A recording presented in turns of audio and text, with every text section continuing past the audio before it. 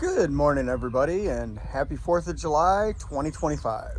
Well, today didn't quite start out as planned. I was supposed to be getting ready to go meet a group for a trail ride around Camp Grayling, and then I was going to do a little bit of an overland evening with some video and aerial footage. But the WJ had other plans and seems we're having some shifting issues. Once she gets warm, she doesn't want to go into overdrive, and I have some rev issues. So I think I'm going to attempt to do something I haven't done very frequently, and it hasn't been very good, and I'm going to take you along when I do a transmission service. Essentially today, I don't have a filter on hand, so I at least want to pull the fluid. Jeep has 142,000 miles on it. I don't believe it's ever been done. So I'm going to inspect the filter and at least do the fluid for right now. Based on symptoms, I'll probably end up doing a second one here in very short order, and I'll do a filter at that point in time. But got up this morning and decided, you know what, we're just going to do it. So at the moment, I'm going to take you along, and I'm going to go see if I can find my little tripod and get started. Okay, so for this, I'm doing a very basic, just fluid swap. I've got my catch bucket because I'm doing it out here in the yard. My 1/4 inch drive Ryobi impact that has seen better days. 10mm socket, screwdriver in case I got to pry the top pan down. I got my little bitty mag tray here. That way I can catch my bolts. And like I said before, all I'm doing is a general fluid change. That fluid change should be approximately 5 quarts of transmission fluid. This does have the 4.7 in it. And through research, I get numbers from 13 to 14 quarts if you were to do a full rebuild and or flush. I currently am not doing that. I'm going after just the pan drain for that initial, which is usually enough to inspect the magnet and get a lot of what you need to get out of it and cleaned up. And then from there, I do have a drippy transmission line at the cooler, which I'm going to attempt to get into that, and I think we're going to have to pull the cooling fan off in order to get in there. There is the fitting that goes on, the brass fitting into the radiator, and then there's a lockdown nut. And I can't tell which or both, and I really need to get that line off there, which looks like it's going to have to pull the cooling fan, and we're going to go after that. Now, in doing this service, I've heard a quote from Colt Builds It that there's the right way, the wrong way, and my way. I'm going to tell you right up front, this is my way, not necessarily the right way or the wrong way, but this is how I do it. I'm doing this one this morning with the transmission cold, and the only reason why I'm doing that is all the fluid overnight, because it's been approximately 8 hours since I drove this last, actually I think it's closer to 10, has drained into the pan, and I'm going to get the maximum amount that you can get with just doing a pan drop. A lot of guys will do it warm because they go on the mindset that it flows. Yep, I've done that. But because I'm just doing a pan drop, changing out that 5 quarts and whatnot, that'll also take care of the fact that I think that I may have overfilled the transmission by about 1 quart. My issues are after the system warms up, I tend to have a sporadic overdrive, and then the governor doesn't let the vehicle rev over 2,800 RPM. I think I'm frothing fluid, and with the expansion in the froth, I'm getting a real bad read. So, due to the fact that, again, 142,000 miles, never had a transmission service done, I'm at least going to inspect how dirty it is. That will tell me, yep, I probably need to go get a filter, which I will, but because I can only change approximately 5 quarts of fluid, I intend to do a second probably within the next 20,000 miles just to accumulate that a little bit more fluid. So this is not going to be just a one and done thing. This is probably going to be something I'll have to do a couple of times over the next few months.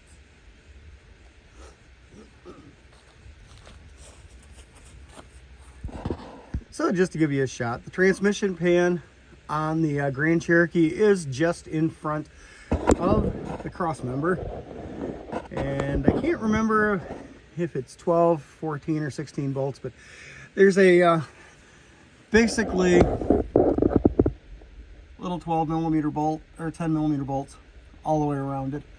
So we're gonna get in here, we're gonna pull it, remove those to drain it because this does not have a drain plug. At some point in time, I think I'm gonna build a drain plug kit, but I'm gonna drain it and then I will come back at you to give you a view up inside the transmission. And folks, something I just discovered, this is a first for me. This transmission is not, pan is not held on with 10 millimeter bolts. It looks like they're either 8s or quarter heads, which is kind of an oddity. I've probably owned 47 Jeeps since 07, and majority of them have been automatics. And this is the first one that I've stumbled upon that actually has something other than your atypical 10 millimeter bolt head. Now, I don't know if that means that this is an OEM oddity or if that means that this just happens to be one of those that does. I'll be real curious, this is an 04, to see if it happens to be the same on my Commander when it comes out, due to the fact they both run the 545 RF-E, I think it is. It's an RF something or other. And they both happen to run the same transmission. So that'll be interesting when I get to that service. But I don't think I've ever serviced that, even though this is the second WJ I've owned with this transmission. And my Commander I've had for a little over a year, but it was only actually on the road about a month and a half for me. And but I will be servicing that. So let me get back at this and see if I can get these bolts off. Okay, so we're gonna give it a minute before I climb back underneath there, because I made the atypical mistake and didn't count on the pan dropping all at one time. I do have the pan out. She does have some sediment, surprisingly. Fluid is very red. Not really much of a smell of burn. So I don't think the little bit of slippage I might have been getting yesterday had been going on anything but yesterday. So that's good. Based on the quantity of fluid I collected in my bucket and on the ground when it splashed me, actually rained down on my head. I can't videotape the back of my head, but right now my whites are now reds and my grays are now reds and the back of me is wet. Yeah, like that. And I have a little bit of a puddle under the Jeep that I will be correcting.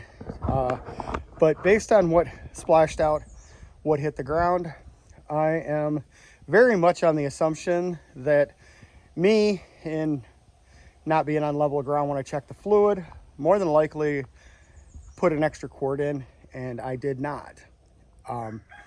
I'd been routinely topping it off since I discovered where my leak was coming on my line on the cooler. And I did get it tight and minimize the leak because I was losing about a quart a week when I finally started driving it regularly. Prior to that, it was maybe half a quart every few days. So I got it tightened up, and she's still spraying a little bit, but I'm not puddling. So redneck wisdom: if it's spraying, it's coming out. If it's coming out, we're getting low. Add more. It's as simple as that. But I probably did this on non-level ground, being that my backyard is pretty much a hill in the middle of a valley. So, in a couple minutes here, I'm going to drag that pan out, and I'm going to pull you guys down there and give you a quick glance at the innards of the 545 that is in the Grand Cherokee WJ with the 4.7. It is the same transmission that happens to come in the Jeep Commander and the Jeep Grand Cherokee WKs, which are third gen Grand Cherokees, behind the 4.7, and it is very commonly found, not quite sure up until when, but I know it's very commonly found in behind the 5.7 Hemis as well, which also means that these Grand Cherokees are relatively easy, I use that term very loosely, swap to go from this 4.7 to a Hemi. Electrical is different. There's a whole other gambit of things there. Not going to get into it in this video, or probably any other, because that's not really on my radar. But what I am telling you is I'm just kind of showing you how to pull the pan, do a fluid service, and I'll give you a glance in there so you know what you're looking at if you happen to go buy a filter kit with the gasket. So give me a minute and I will be right back at you. Okay, everybody, it made more sense just to move the Jeep a little bit further ahead because the puddle just was not going okay. So here's what you got. I believe that is actually, it's either an accumulator or a filter in this. Might be a screw-in filter, you know? I'm not going to say either way because I don't know. I know that this is the primary filter portion with this snout. That is the main filter. But one of the things I can say is for a Jeep with 142,000 miles, it had not been wheeled or modified until I got it. And then I modified it. It is in relatively decent shape for a Michigan rig. It's got your typical Michigan rust. Sans rockers, lightweight. It will be getting an aftermarket set of rockers. My RMX fabrication, rear setup and front setup, which will be on market as soon as I get some funds together to build a couple more of them. If you're interested and you're willing to prepay, I'm willing to pre-build, but I want to get a couple on the shelf. But that's not what this video is about. This video about is just a pan, drop, and drain. I did go through and sweep out the pan, and there was, other than just a little bit of age debris, there was nothing other than muddy dust. Very, very little muddy dust. So whatever I had happen, or was having happen, I don't think it was a long-term problem. I think it shortly happened right after I filled. And as you can see, it is wet. Very, very wet. And that is because the line that I have the leak issue from is a pressure line. Let me go see if I can give you guys a view of that pressure line, because it's a pain in the butt to get to. It is the lower pressure line on the training cooler. It is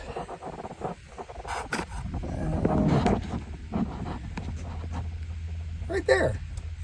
That is the line that is giving me fits. And as you can see, there is little to no room to get in there.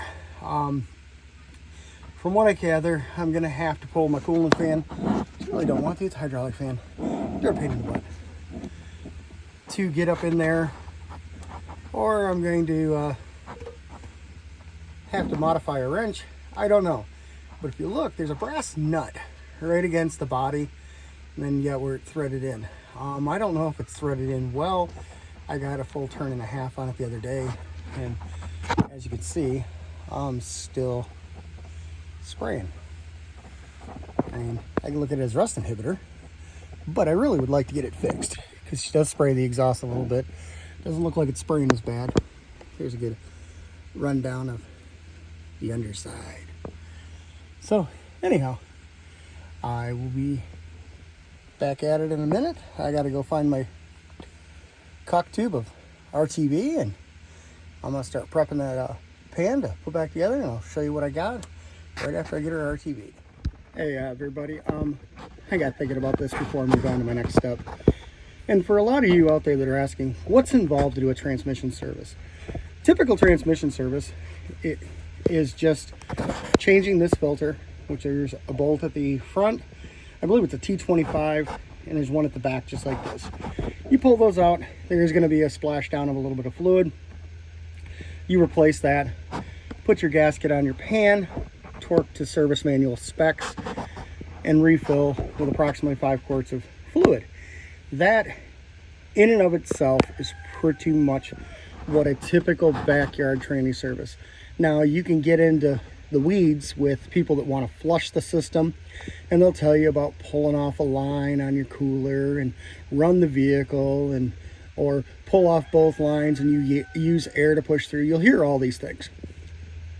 Frankly, they're not really needed. If you drop the pan, change the fluid, drive 1,000 miles, come back, drop the pan again, change the fluid, and do that 3 times. You can pretty much clean out and cycle everything. I am a big proponent of not doing a full system flush. The problem with a full system flush is you do have a tendency to push debris in places it's not, or debris in places you don't want it to be. And for me, I've just over the years chosen not to. I have a turkey that thinks it's a mechanic. Say hi, Christmas. But anyhow, the point of the matter was, in saying this, is a lot of people are looking up these videos because they want to save some time and save some money when it comes to doing their service. And it's really easy. I mean, I've been out here maybe 15 minutes and I spent half of that getting my tools together and letting my dogs out. A little cashmere, the Christmas turkey. Somewhere around here I have my other doggy walk, Mrs. Polly, who is probably off chasing chickens or other things. But my point of the matter is, anybody with some basic tool understanding and able to turn a wrench is more than capable of doing a transmission service, especially on these. I will say front wheel drive vehicles are a whole nother animal, and I typically steer clear of them. But these rear wheel drive vehicles, especially the Gen 2, Gen 1 Cherokee, Grand Cherokees, all the Cherokees, pretty much all your Wranglers, all of them. There is no reason that if you can hammer a nail, you can't change your transmission fluid. And it's probably the number one reason that we all complain that our transmissions go out, is because nobody takes the time to do a transmission service. I was looking in the service manual, and depending on the year, but these Grand Cherokees here, the WJs, I'm getting everything from 65,000 to 100,000 miles for a transmission service. And I actually say if you wheel your rig, as you can see, mine's set up for camping, oversized tires. On my Wranglers, I've always gotten in the habit of just change the tranny filter and fluid once a season. Make it your spring fire up routine. But if you're doing them every 50,000 miles, so say every, I don't know, we'll go out on a limb and say every 10 oil changes, so 5,000 miles an oil change, which seems to be pretty standard these days. If every 10th oil change you do your transmission filter and fluid, you're not going to have to do multiple dumps. You can do the 4. It'll have enough material that it's fresh and clean and doing its thing, and you'll gain years of years of repair-free service out of your vehicle. But I wanted to just highlight that this is a backyard mechanic item. There's no special tools, there's no, oh, this is too complicated. It literally is about 12 to 16 bolts. I didn't count.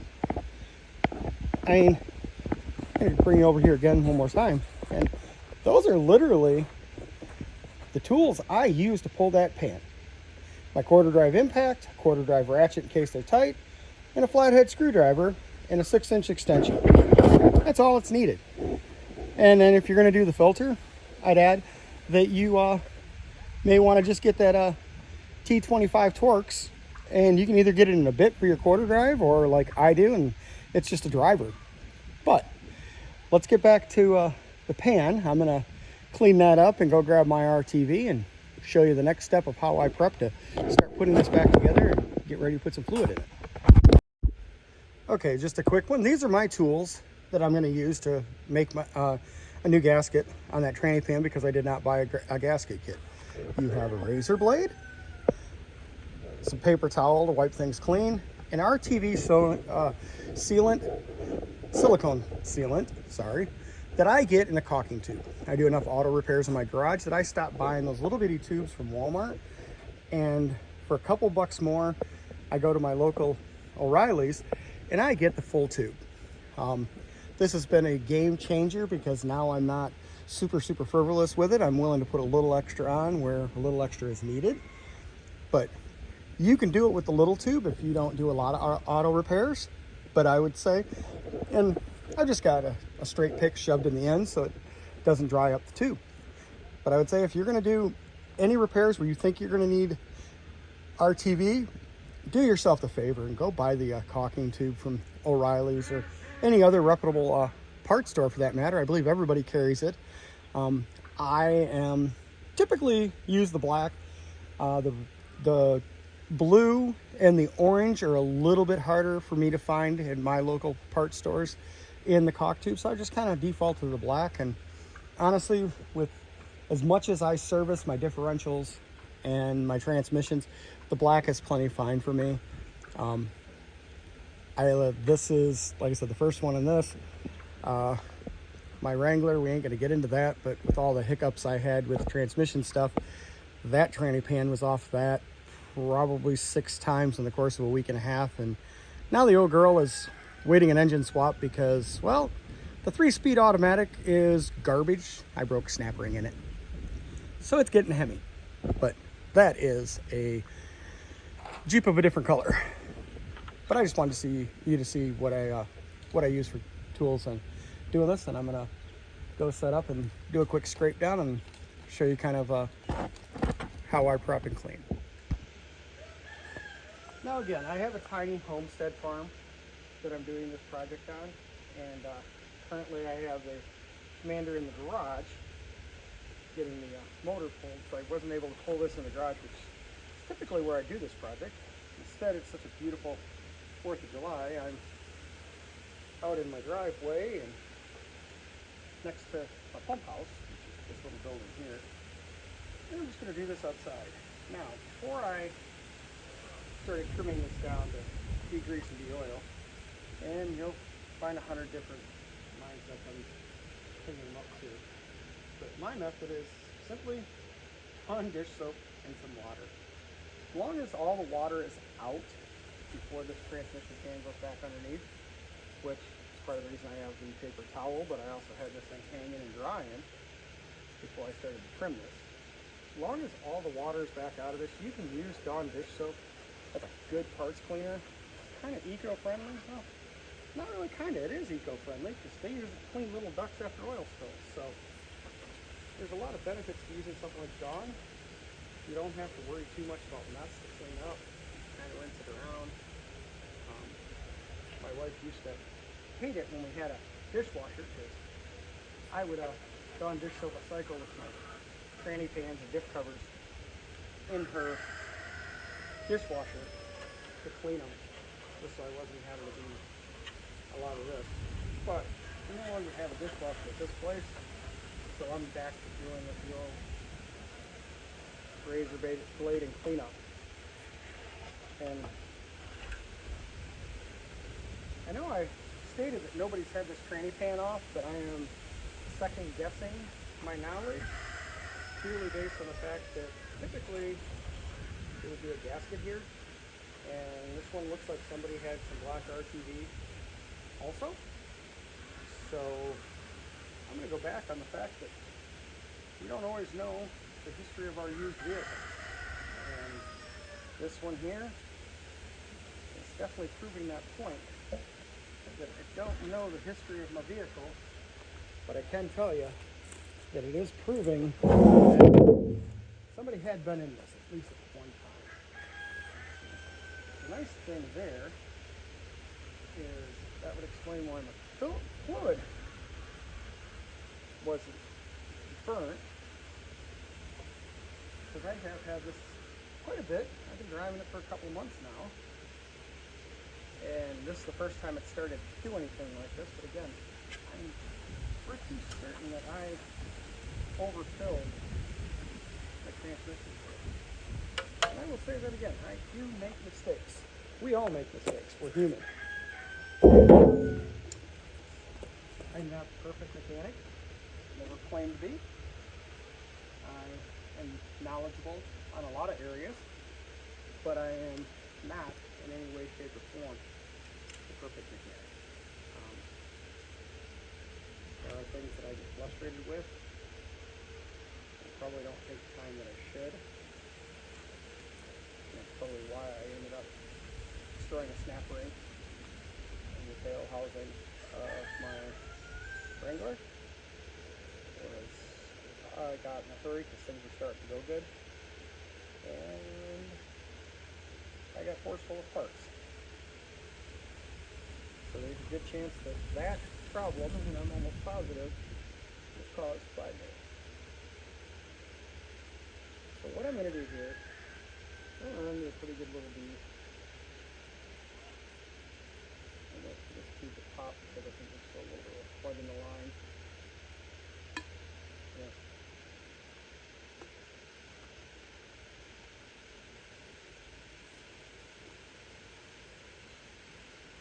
Run me a little bit of a bead here. And go back through it. Smooth it out a little bit.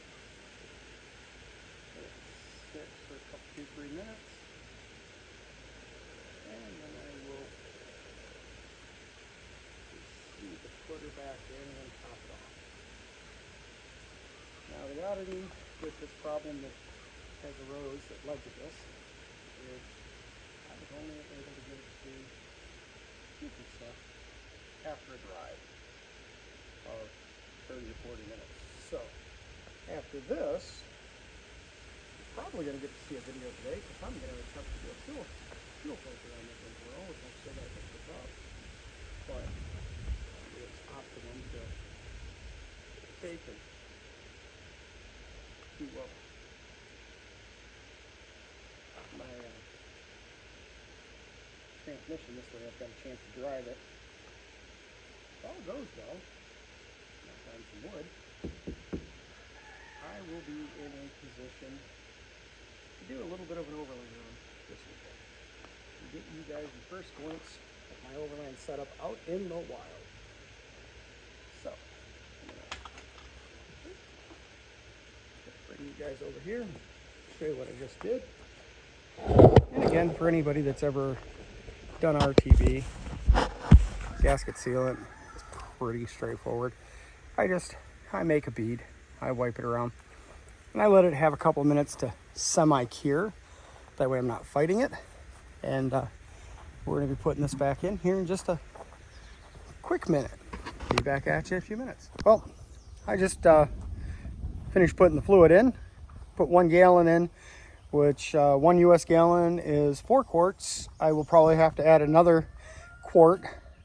I'll let it settle down the tube, and then I'm going to fire it up. I'm going to, essentially what I like to do, I'll put it in drive, kind of go through all the ranges, just kind of creeping forward a little bit with my foot on the brake, not really moving very far, through reverse a couple of times, then I'll throw her in park and I'll check it. Now, I stumbled onto something in the factory service manual the other day that it's kind of a aha moment for me. You'll probably read on a lot of forums, Facebook, blogs, whatever, that in order to check your fluid level in these transmissions, they must be level in neutral. Level is correct. What I found out is this particular transmission, park and neutral, per the factory service manual, are safe. Don't trust me. Do your own research. Do it your own way. Again, there's the right way, the wrong way, and my way. And my way is through my knowledge, experience, reading, guessing, and just plain out getting frustrated. So, you do your research, but when I go to check this fluid level here in a few minutes, I'm going to do it with the vehicle running at operating temperature in park. I did a little bit of a test yesterday to see if there was a difference, and lo and behold, I found the dipstick reads absolutely no difference, park or neutral.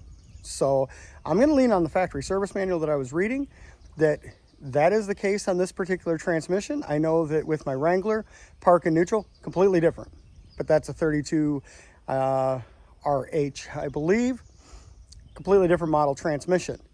My old 42 REs in my ZJs and my 4-liter WJ I had to be done in neutral. If I did it in park, I tested those two. There was a huge difference. Jeep XJs, the Cherokees, in neutral, level ground. This particular one, and I seem to remember my JK, I had a 16 Rubicon, also was able to be done in park or neutral.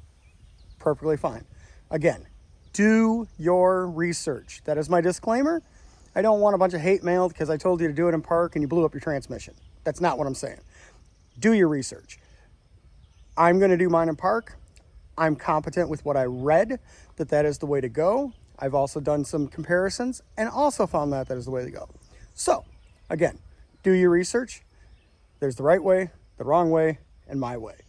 And again, I got that from Colt Builds It, and I'm going to use it because I tend to agree. So, give me a few minutes here, and I'm going to get this thing warmed up, and we'll go through checking the fluid. Now, I'm going to be up front with you guys. I hate checking transmission fluid, especially on these. The dipstick goes back in such an angle, I have a tendency to have a hard time getting a good read. And so I tend to despise it. Well, let's see if I can get this on camera.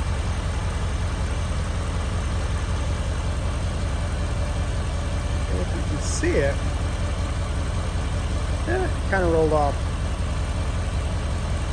Right at the cold spot. And again, I don't know if it's I'm kind of just that spot. Not quite up to operating temperature. It's only been idling here about 3 to 5 minutes. I mean, I feel heat coming off the motor. But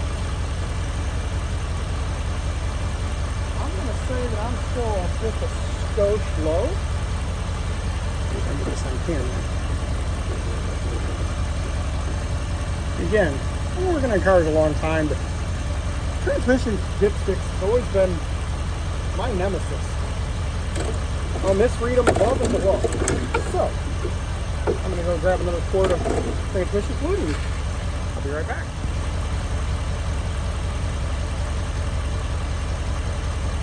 Also, word of caution, this is a Chrysler transmission. Chrysler is an ACF plus 4 only. I've done research on a few of the multi-use, and the Valvoline Max Life multi-use does come up on Chrysler as being acceptable. Very few of the multi-use transmission fluids are Chrysler transmission safe. Do your research. This is what I do, not necessarily what you should do. But I do know that Max Life that I put in prior to this, in the red bottle, multi-use, multi-vehicle, you go on Valvoline's site, the spec comes up that it's acceptable in place of the ATF plus 4. You go to Chrysler's site, you start digging, there's a information page, and it says it's also safe for this particular year. Now, what I did find is that multi-use, and I don't know what's different, it only lists the Grand Cherokee 03 and 04 for the WJ and then some of the newer ones. But it didn't specifically say the 02 and older. So again, do your research. Maybe I didn't find it, maybe I didn't look deep enough. I can't say. But I do know that when I did look, it did state my 04 is safe for use with that fluid. So I did use it. Something else, seeing we're talking service, you're going to get a lot of different questions if you ask for oil. People are going to say they run this, that, and the other. It's like tires. It's like the old argument, Ford versus Chevy, Coke versus Pepsi, Nike versus Adidas. At the end of the day, you do what works, and if you don't know, go by your factory service manual. Me personally, if it says 530, I will use 530 in the winter, and I will use 1030 in the summer. Older motors that I've either rebuilt or just have a gazillion miles on them, I tend to use 1030 and 1530. And in my Wrangler, because I'm not exactly nice to it with that 4.0, I use 1540 in that, and sometimes 1040 in it. But again, you do your research.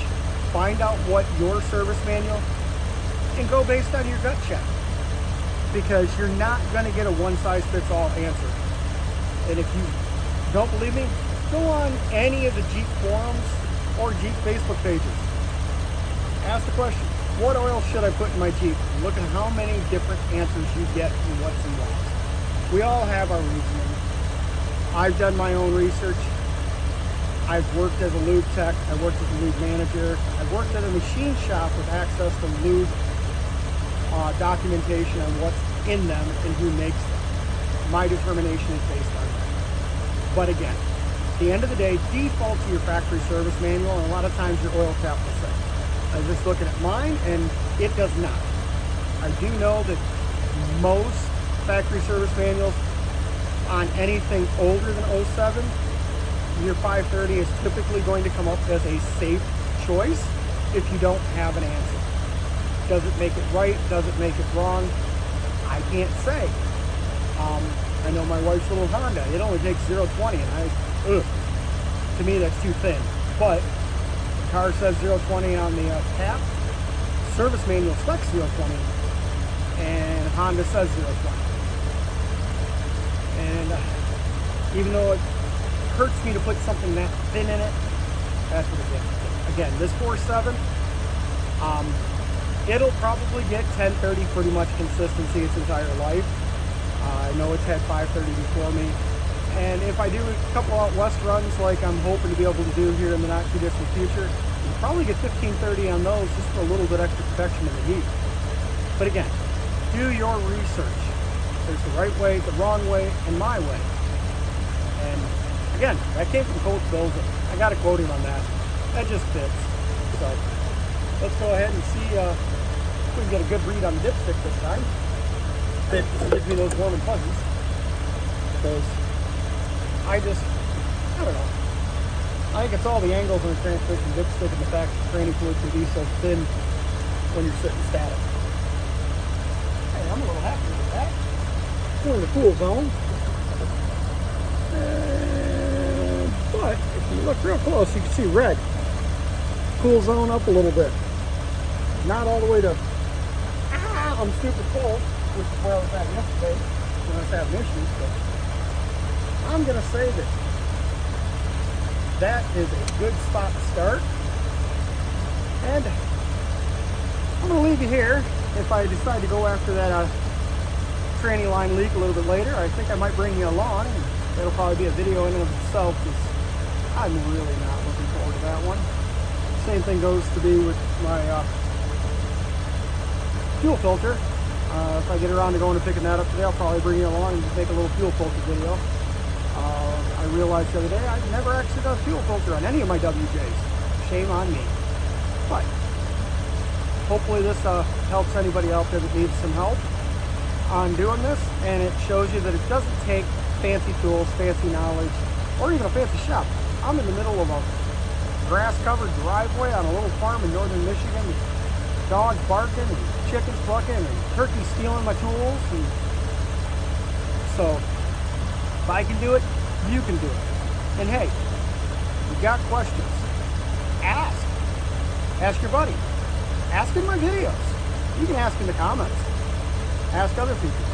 By the way, I'm trying to get more content out there. I'd really like some more of you to like and subscribe to my page.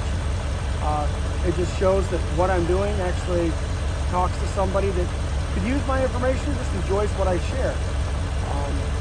Hope to have some more trail rides and camp rides, and I'm working on how to better do how-tos. This is probably my real first walkthrough of how-to. So instead of rambling on, I'm going to kind of cut it here, and as always, keep on aging.